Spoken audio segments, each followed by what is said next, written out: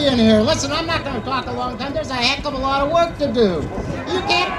You can't believe all the bad things that are being introduced in this building behind us, mostly on that side.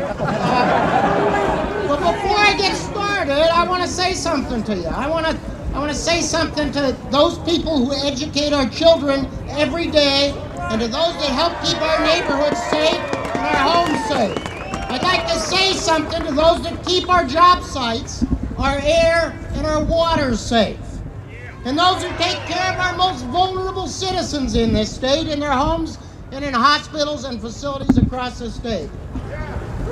I want to say thank you. Events unfold from Cairo to Madison has been both fascinating and frustrating. Folks, make no mistake about it.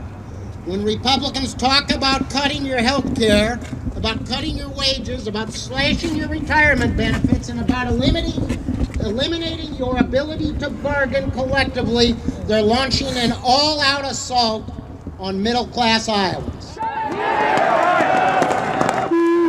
And as that assault rages on, our opponents occasionally let their true feelings slip out. You know, a couple years ago, a senator on the floor of the Senate referred to public employees as bottom feeders. Well, that senator's no longer here. Let me tell you, during last Friday's taping of IPTV's Iowa Press, Republican State Rep Tom Sands, chair of the House Ways and Means Committee, summed up his party's agenda when he said, "We want to end up with a leaner and meaner state government." Can you believe that? Leaner and meaner government?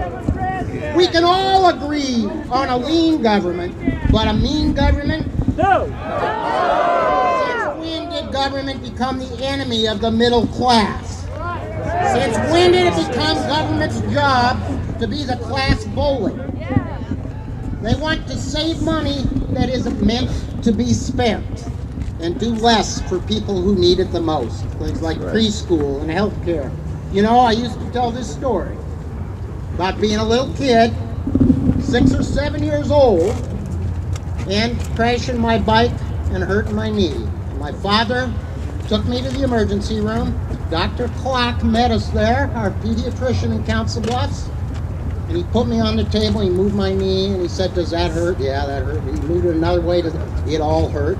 And I'll never forget his words to my father, who was vice president of the Council Bluffs Savings Bank.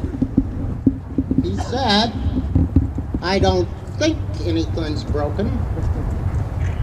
It didn't instill a lot of confidence in me. "I don't think anything's broken. Do you have health insurance, Paul?" My dad said, "We got good health insurance at the bank." Doctor said, "We'll do an x-ray then, just to make sure." I remember feeling really good that day. I was a banker's son. Because of what Democrats were able to do over the last 4 years, no kid in the state of Iowa has to worry about whose son or daughter they are.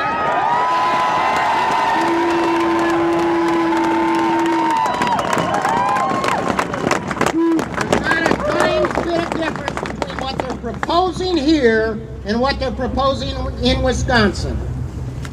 And I gotta tell you, it's a tough battle.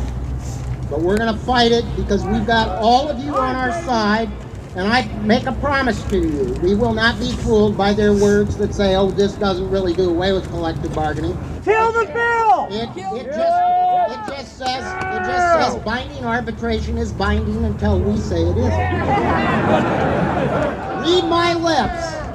Read my lips. We will fight with you, and we will fight for you, and we'll fight with you every step of the way.